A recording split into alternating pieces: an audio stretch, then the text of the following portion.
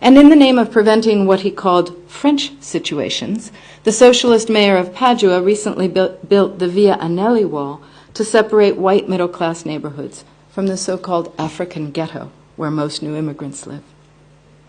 More walls are coming.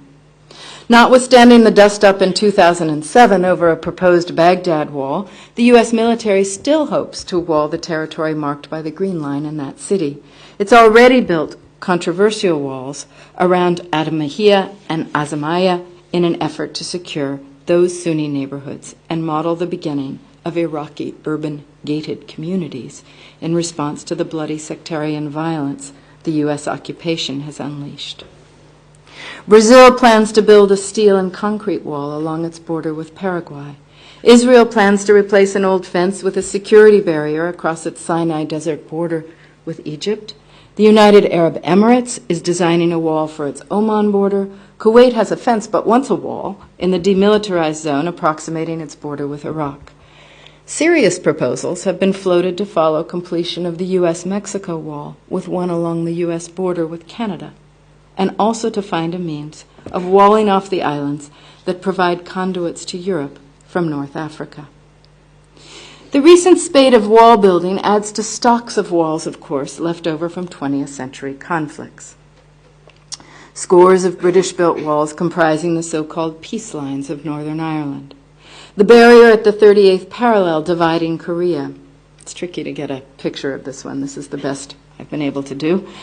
The separation barrier along the 1974 Green Line in Cyprus, still dividing Turkish from Greek areas, which is only slowly and intermittently being dismantled.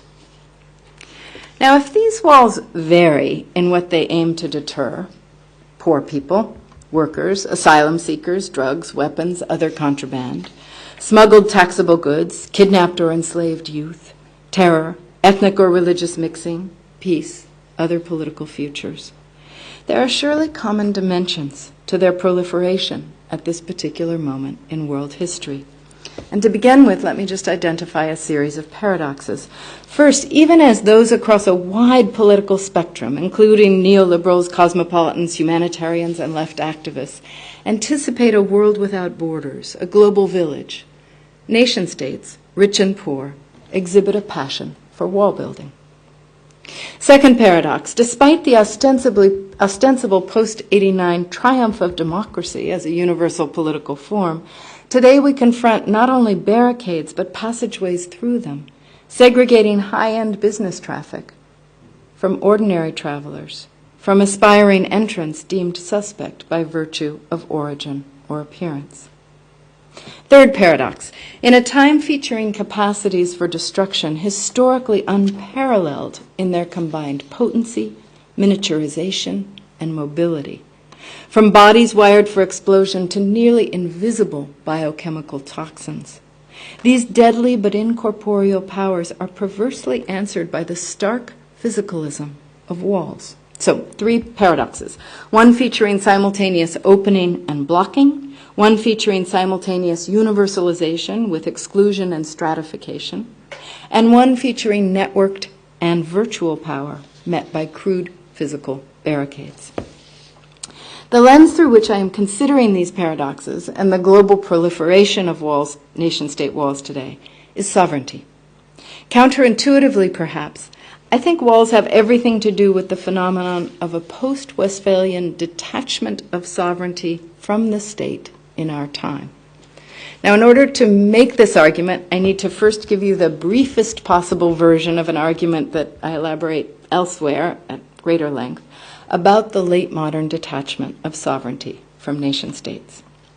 Drawing a composite figure of sovereignty from a number of classical theorists of modern sovereignty, including Hobbes, Baudin, Sayce, Schmitt, others, I take the indispensable, irreducible features of sovereignty to include the following. Supremacy, that is, no higher power. If there's some power higher than sovereignty, then sovereignty isn't sovereign. Perpetuity over time, no term limits. If sovereignty has a term limit, again, it's not sovereign.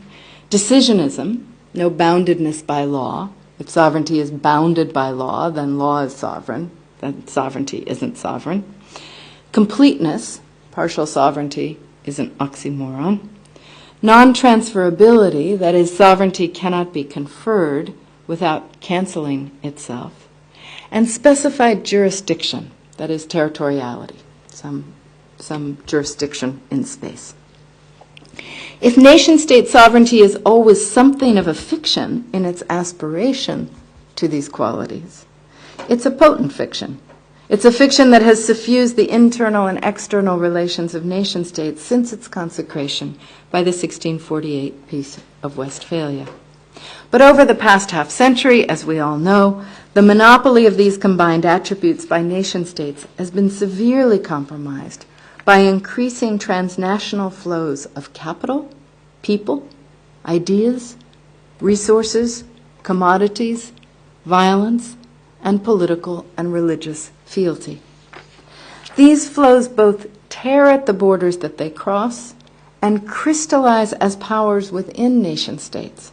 So they compromise nation-state sovereignty from its edges as well as from its interior.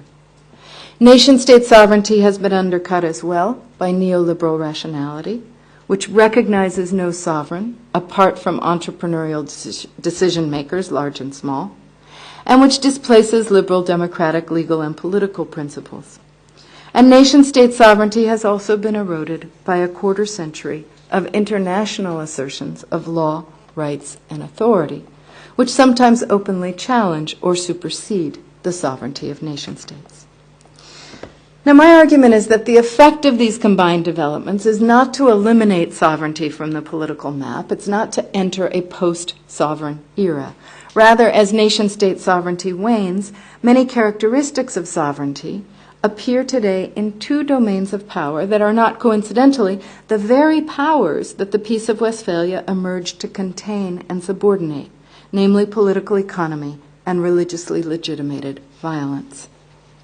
So, my argument against that of Hart and Negri, the claim they make that nation-state sovereignty has transformed into global empire, and against Agamben's thesis that sovereignty has metamorphosed into a worldwide production and sacrifice of bare life, or what he calls global civil war.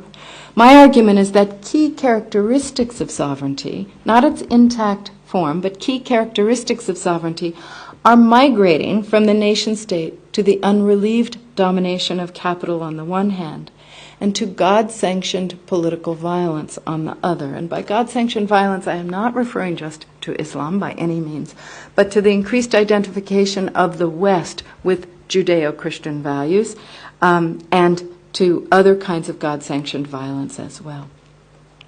Neither capital nor God-sanctioned violence bows to another power. Both are indifferent to or tacticalize domestic and international law. Both spurn juridical norms, and both recuperate the promise of sovereignty, e pluribus unum. Okay, so what does this argument, radically compressed as I have just given it to you, suggest about these new walls, and how might it be extended by thinking about walls? Here are the theses that I pursue in the book, not all of which I will develop today, but each of which I will at least give you as theses before I develop just a couple of them. First thesis, contemporary walls are less, as some thinkers suggest, resurgent expressions of nation-state sovereignty in late modernity than they are icons of its erosion or failure. To the extent that the new walls appear as hyperbolic tokens of nation-state sovereignty, like all hyperbole, they reveal a tremulousness, a vulnerability, a dubiousness or instability at the core of what they aim to express. And these qualities, tremulousness, instability, vulnerability, are themselves antithetical to sovereignty and thus elements of its undoing. Second thesis. Rather than iterations of nation-state sovereignty, the new nation-state walls are part of an ad hoc global landscape of flows and barriers inside nation-states, surrounding post-national constellations, and dividing richer from poorer parts of the globe.